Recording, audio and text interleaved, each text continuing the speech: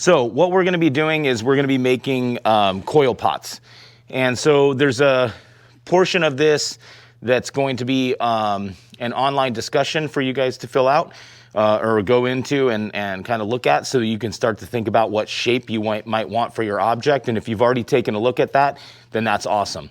What I'm gonna be showing you guys in this video is how to basically make your base, how to start to build the walls of the coil pot. And one of the beauties of a coil pot is that the opportunities are kind of endless. There are people that make coil pots that are 20 feet tall, essentially. There's a man by the name of Jun Kaneko, Junkaneko,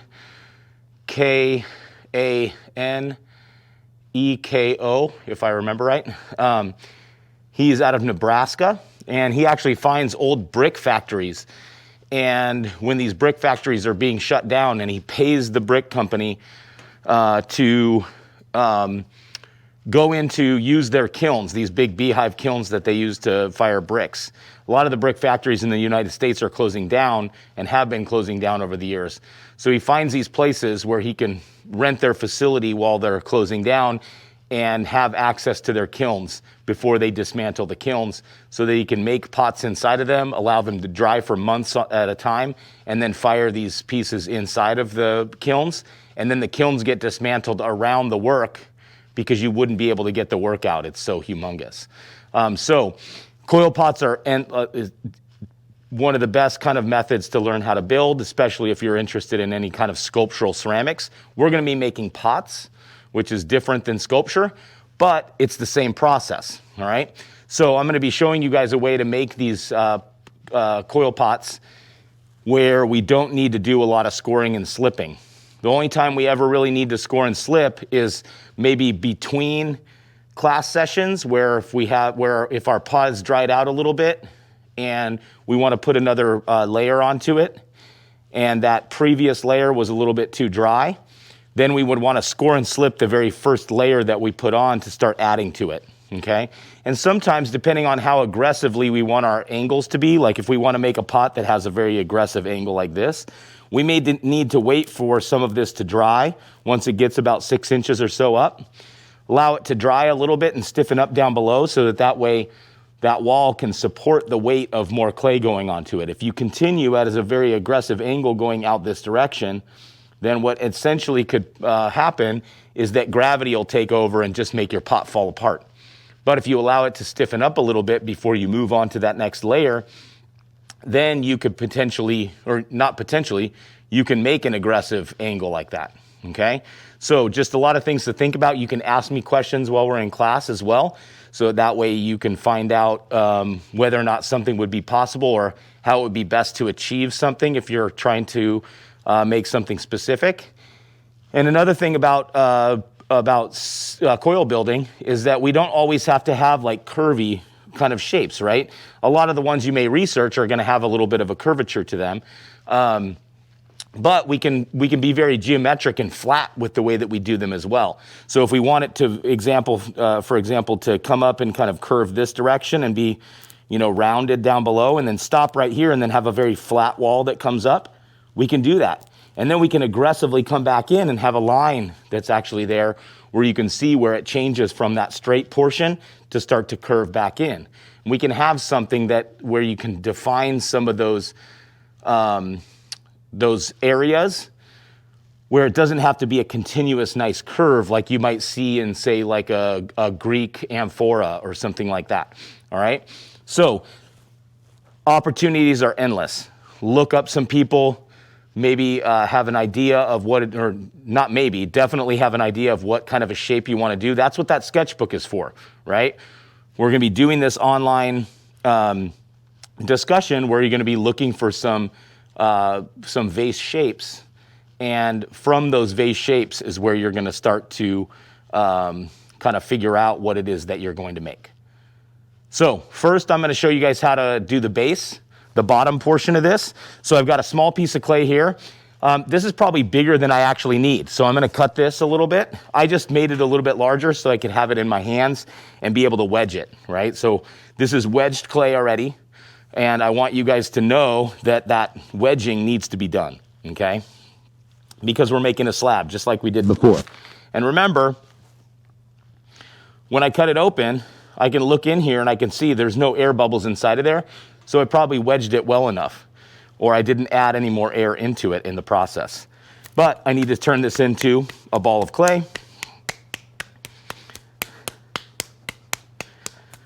Wanting to kind of make sure that I don't have any folds or any spots on it where it's kind of got a little bit of a mark here. If I do that, remember, we just come back to it, just like in pinch pot demo days, right? Just kind of make it as smooth as possible. And then I'm gonna throw this into a slab, but I don't need to do it on the ground because it's pretty small, so I can do it here on the table. Just throw it down onto the table surface. This next one is gonna be the more controlled throw that I'm gonna do, so I'm gonna kind of get it down there so that way that one's flat there, right? And if you want to, you can even use your fist and do this and pound it out a little bit, especially when we're on the table like this. I like to use that part of my fist. And the reason why is because if I use this part, I'm gonna put a bunch of holes in it for my knuckles, right? So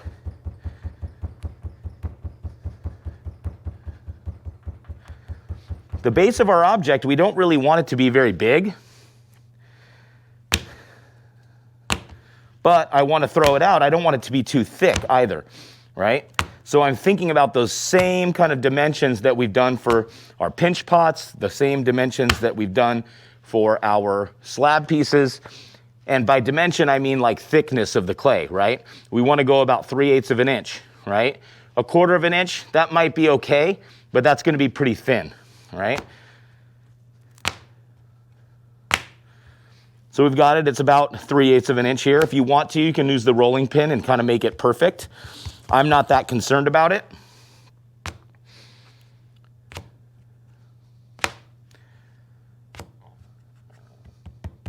Seems pretty good.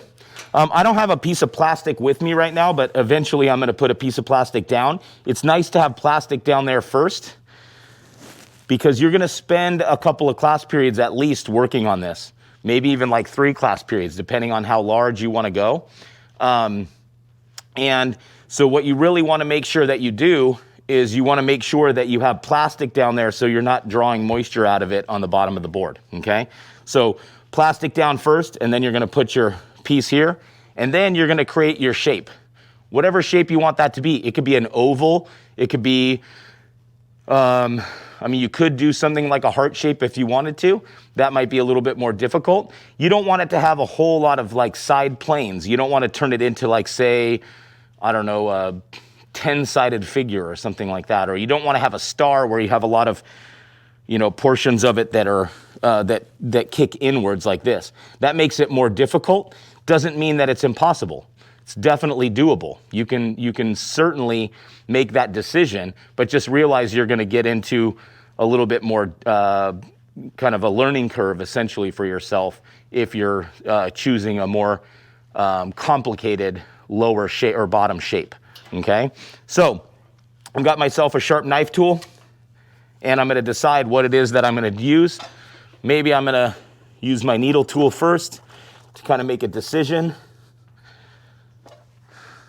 as to what I want that shape to be. And it can be round. There's nothing wrong with making a round pinch pot, but it doesn't have to be round. That's the other thing, right? You can choose your shape. Oh, what do I want to do?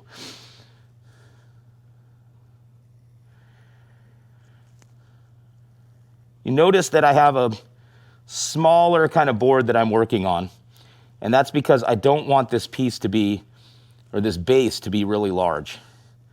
If I have the base really large, it's going to make it very difficult. I'm going to have to use a lot of coils to start to build a wall and get it to go upwards. There's no requirements as to how tall this object has to be, but we don't want to make coil pots that are this tall. If we make coil pots that are this tall, then we're only going to have to make 3 or 4 coils to get to that length, that height. The only requirement that we have for this is that it's got to go out and in and back out again, or in and out and back in again, right?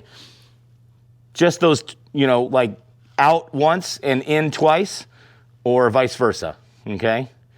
That's it. So that way we have some sort of undulating something or rather going on, right? Again, that doesn't mean curves, that can mean flat.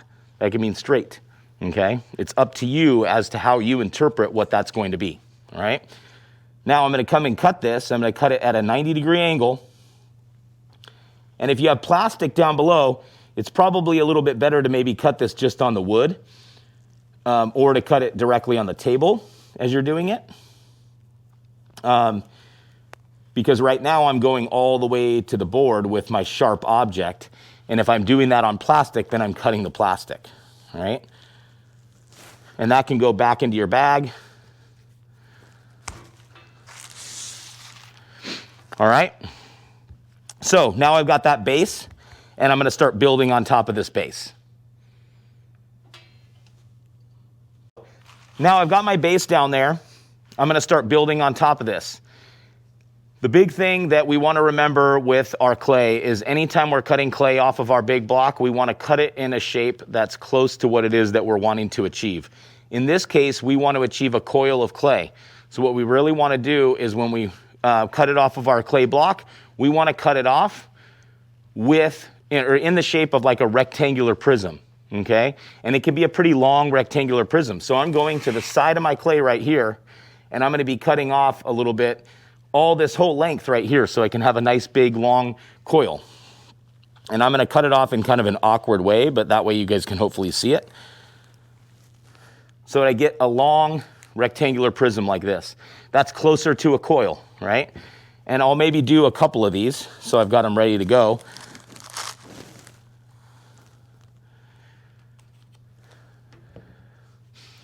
Remember that if I'm gonna set these down and I set them down on the wood's gonna take some of that moisture out of them, right? So that becomes a little bit of an issue. Or it could become an issue if you're not rolling your coils quickly enough. If you roll them quickly enough, then you're not gonna run into any problems. But if you roll out slowly, then you might have a couple of these pieces sitting on the wood, and then they're gonna kind of stiffen up a little bit too much, and you might see some cracking as you're making them, all right?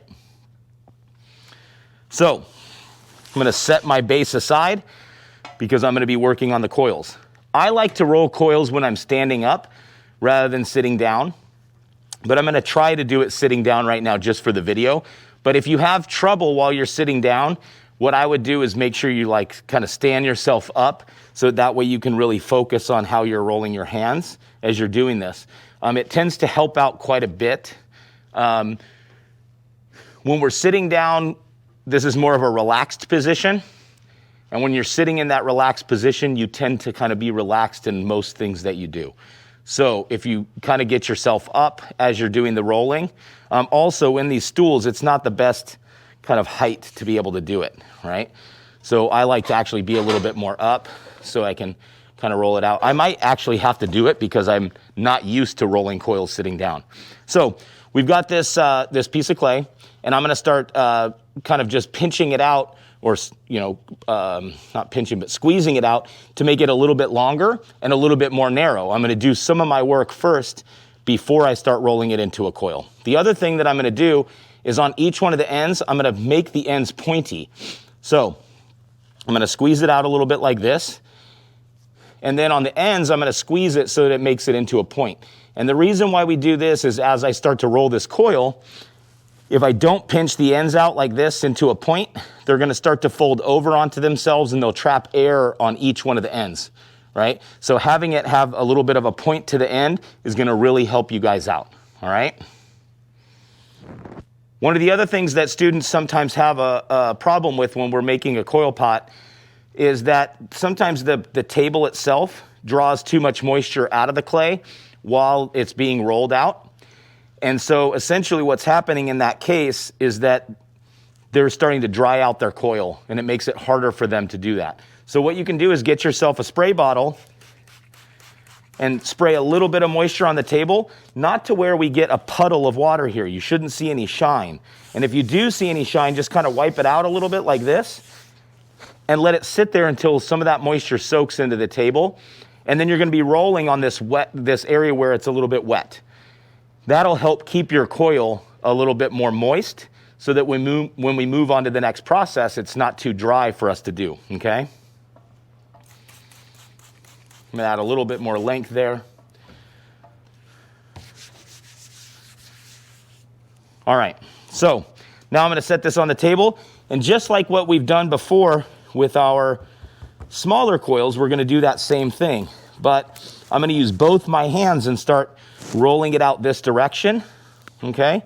And anywhere where I have kind of a little flat spot, I'm gonna kind of tap it down, turn it back into a little bit more of a square shape this direction, so I can get closer to round. Apply a little bit of pressure and then start going out. And I'm even having problems keeping it rounded. It's kind of flattening out a bit. It's probably because I'm sitting down. You can kind of hear that noise too, where it goes like, but now that I've started to stand up, it's actually easier for me to get that coil shape. And we want it to be relatively even in terms of how thick the coil is. So you can see it's pretty even from the sides. And both these ends, if you take a look at them, I've trapped no air, okay? They haven't folded over onto themselves, okay? Now I've got my first coil. I'm gonna pull this in, and I'm gonna start building. I don't have to score, I don't have to slip, I don't have to do any of those things, okay? I don't even have to really prep the end of this if I don't want to.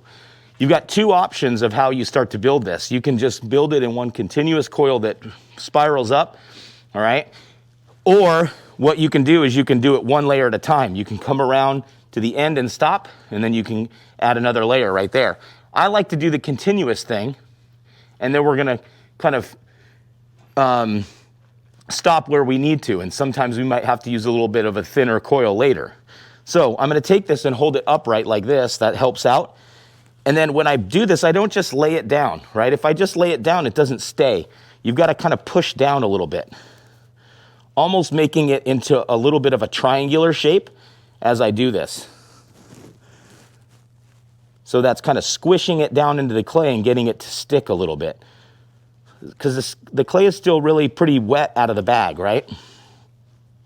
Then when I go to where this spot is, I just kind of give it a good push so I get rid of any kind of space that was there before, all right? And then I start stacking this on top and going around. It's a pretty quick building process as well once you get good at it. The problem sometimes people have is getting the coils made. And that's one of the reasons why I want us to kind of make this thing go out, back in again, and out one more time, or vice versa, because that's gonna allow us to actually make more coils. And the more coils we make, the better we get at making coils, all right? There's no way to go around it, right? You don't just magically become good at rolling coils. You can see this is kind of dried out a little bit, right? A little bit more moisture on the table. And then I go back, squeeze this into a branch.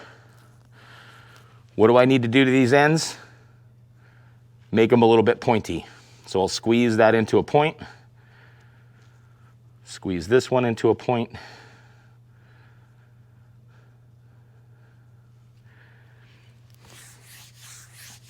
Make sure I don't have too much water. If this is shiny water on the surface of the table as I go to start rolling it out, the clay is gonna stick, and it's gonna become tacky, and it's gonna feel kind of funky on your hands. You don't want that to happen, so give it a little bit of time, just a little bit of patience, and that stuff will dry out, all right? Set it down on the table. Start from the middle and start to roll out. See, I just can't do it sitting down. It's not possible for me.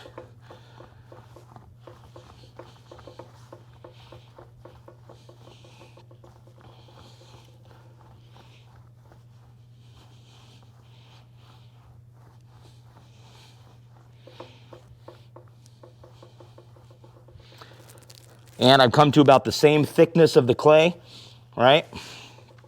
If there's a spot where it looks a little bit thin, we can take our hands like this and roll it while we're squeezing in towards the middle, and that'll add a little bit more thickness into that one area, all right?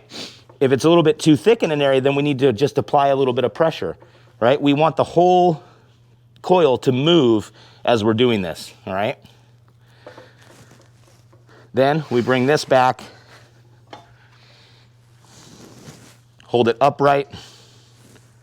A little bit of a push here, and then we start going right directly on top of that one. Again, adding pressure, pushing down onto that coil. Don't just lay it on top. This is not, there's no structure that happens there, right? I can just pull it right up, okay? We want to squeeze it down a little bit, push that coil into the other coil. The other thing about these coils is when you roll them out, you want your coils to be almost close to about almost half as thick as what you want your object to be. So you want to make a thick coil because we're going to be actually smoothing out the inside or the outside or both. And when we do that, it's going to take some of the thickness out of the coil.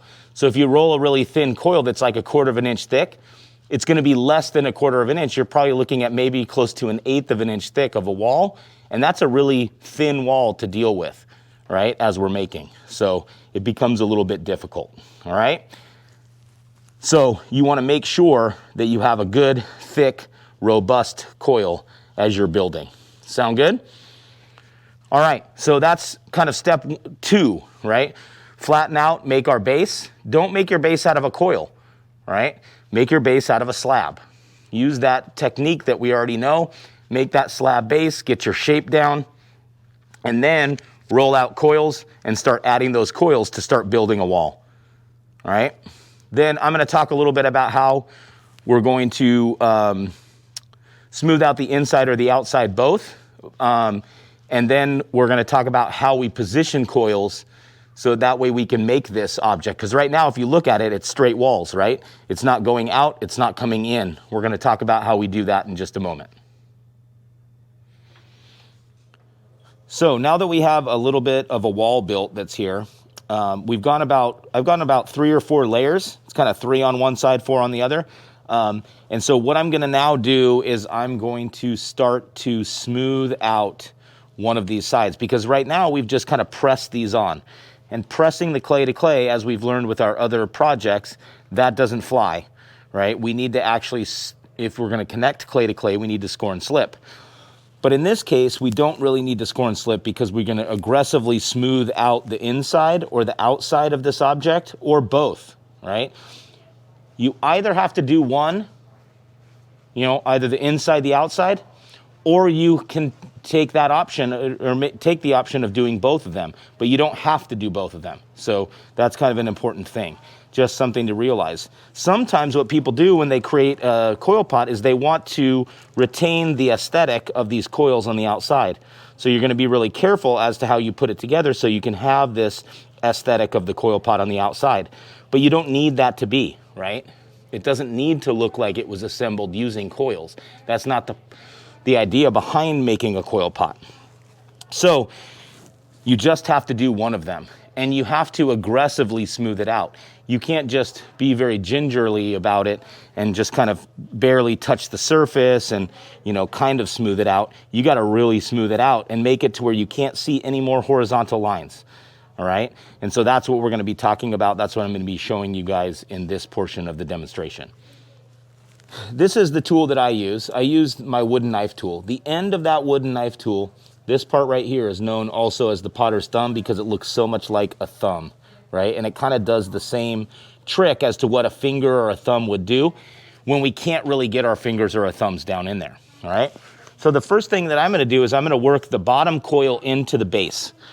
And by doing that, I'm going to take this and I'm going to smash or smear the clay down into the base of the clay, or down into the flat part that I made as a slab. And when I do that, I want to be aggressive, but I don't want to be so aggressive that I start to thin out the base, right? That's not the idea here, right? So I'm going to come down here, I'm going to start smashing that in. It's like I'm taking some of that coil maybe about less than a 1/16 of an inch, and smearing it down into the base. Okay, and I'm going to go all the way around, even the parts that you guys can't see in the video. I'm going to make sure I get it all, right? Or maybe I'll just spin it for you so you can see it happen, all right?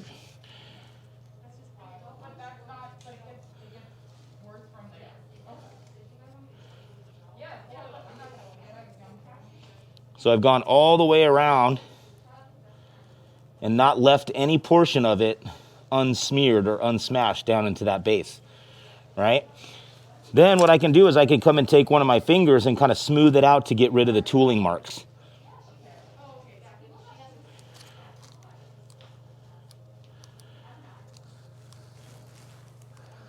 This is where it comes in real handy to not have very long nails in ceramics when you're doing this kind of stuff. And that's just kind of compressing it. Essentially what we're doing is compressing. Now what I'm going to do is I'm going to start on the walls. And when I do the walls, you can go up, you can go down, you can do both. It all depends on how it feels for you, okay? I'm going to start, and I'm going to kind of start coming up. Notice that I have my hand right here, kind of holding the wall.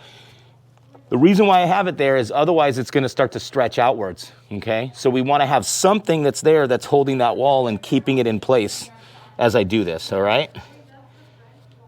And you can see I'm moving around quite a bit of clay.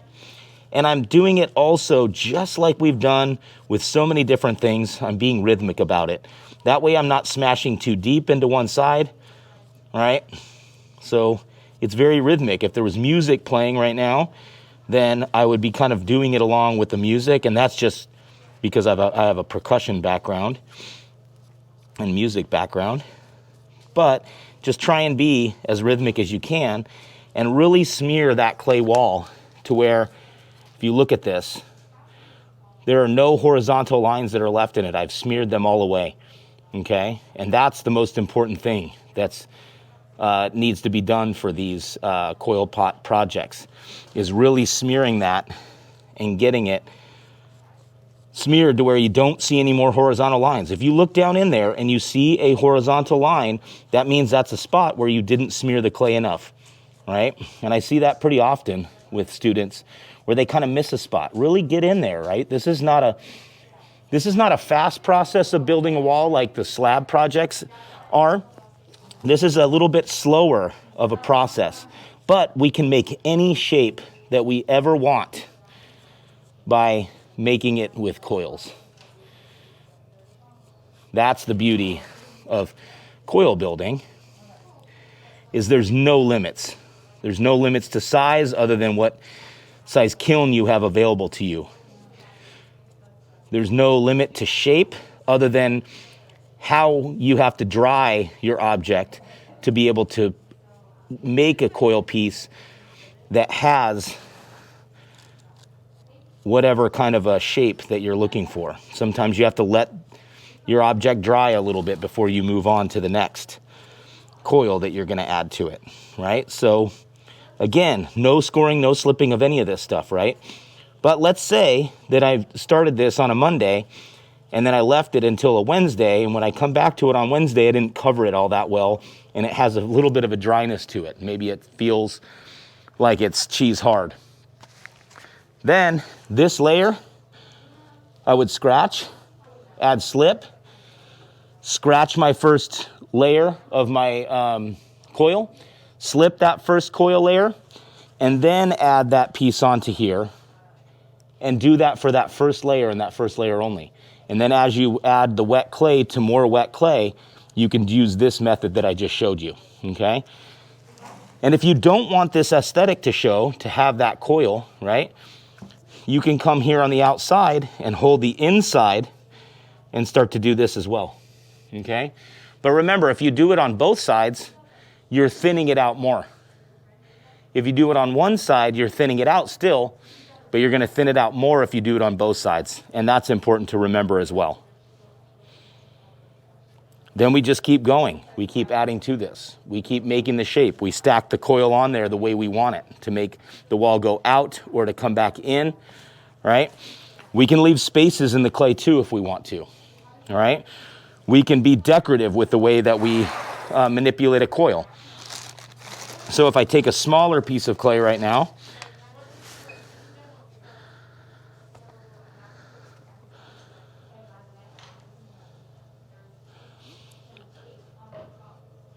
make it into that branch, pinch the ends to make them a little bit pointy, roll out our coil, same thickness as I did before, and there's no mathematical equation as to how thick I need it to be.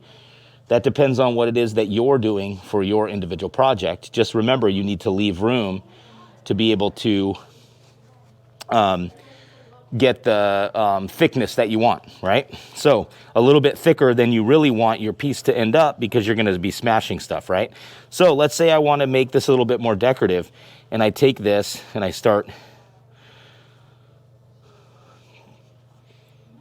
to turn it into something like so, right? A little bit of like a cinnamon bun, right? I can take this, and this can become part of my wall.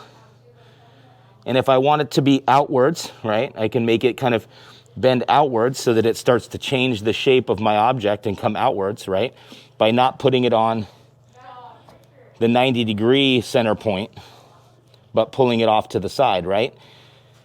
Sometimes with things like this, you may want to score and slip and be a little bit more deliberate with that. And even before I put it on, maybe I put it on the table and I start to, on one side, get rid of that cinnamon bun shape, because that's going to work the coil into itself so that it doesn't have to be scored and slipped, right? That's important. We want to go deep enough and really compress it enough that it's not just on the surface, that it goes deeper than just the surface, all right? We still have that cinnamon bun appearance there, but on the other side, it's completely gone. And then I could put this here, and I could put a layer of them all the way around if I wanted to make it decorative and to add this kind of an aesthetic to our object. But that's not necessary either, right? It's all up to you as the maker as to how you want this to be. So that's the process of coil building. There's lots of options. You can certainly ask me anything you need to in class. If this is the shape of the object that we're going to be making, first of all, I want you to notice that it comes out, it goes in, and then it comes back out again. There's no amount of direction that has to happen, because obviously on this one where it flares out a little bit at the top, it doesn't come out that much, right? So it's not about how much you come in or out. It's just the act of going in, going out, coming back in again, or vice versa, okay? They can be subtle. It can be drastic. That's completely up to you as the maker, all right? So what I really just want to talk about is how do we make that happen, right? So if we want to make a wall that goes outwards, okay, or a wall that comes inwards, there's a certain way that we want to put the coil on top of the other coil as we're starting to do that, all right? So if I have a flat base, okay, this is the cutout, this is our flat base right there, and I want to make a straight wall going straight up, okay, here's my coil. I'm going to add another coil directly on top of it, right here, directly on that center line. And then if I want to continue going up, I put another one directly on that center line and directly on that center line until we get this nice straight wall, right? But if we want to make it go out or come back in, we can't put it directly on top, right? Because putting something directly on top is like building a wall, right? When we take bricks and we build walls, we put them right on top of each other and they make a straight wall, right? So if I want to make it go out, I start with my first coil, and then instead of being on the center line, I'm going to put it off center somewhere, okay? So we're not going to use this center line. We're going to then add a coil there. And if we add a coil there, you can already start to see that it's going to start to move outwards, okay? Then we add another coil right there, and that starts to make it go out that direction again. And then we add another coil there, right? And it starts to go out. If you notice, I didn't put it, here's our center line, right? Here and then here. This one's a little bit off, okay? Which means it's going to start to come back in this way.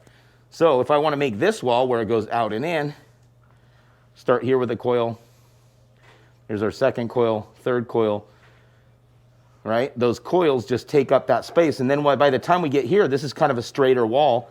So these are right back on that center line from 90 degrees going upwards, right? Does that kind of make sense? So we have to stack the coils on top of each other the way in which the direction in which we want it to go. If we want it to start to come back inwards this way, first we put it right on top, right this, right? That's what's happening right here at this spot, okay? Then I'm gonna continue and I'm gonna put the next one right on that center line. This is a center line that is 90 degrees. If I even drew that 90 degrees, I can't tell, it looks a little bit off. But that's 90 degrees to the ground, whereas this is not. That's on an angle, right? Then, as I start to come over here and come inwards, maybe I put one more on top, and then I change that center line. No longer is it here, it's gonna be in this direction, and then it starts to come inwards, right? So we can make those coils, stacking them on top of each other to make the shape that it is that we want. And that's the important thing about, if you just keep stacking coils on top of each other, straight on top of each other, you're only gonna have a straight wall. That's all you're gonna ever end up with. You don't wanna rely on using the wet clay and shaping the clay and stretching it like we did with our pinch pots, right? That's a different method. This coil method is gonna yield a much different result, okay? So, think about this. Make sure that you know what it is that your plan is gonna be. Is your shape gonna be like this, or is it gonna be much different than this? Okay, and that's where that discussion comes into play of you guys researching some of this stuff online before you start, okay? Because you really wanna take a look at some of these shapes, some of these vase shapes online, so that you can get an idea as to what it is that you wanna create.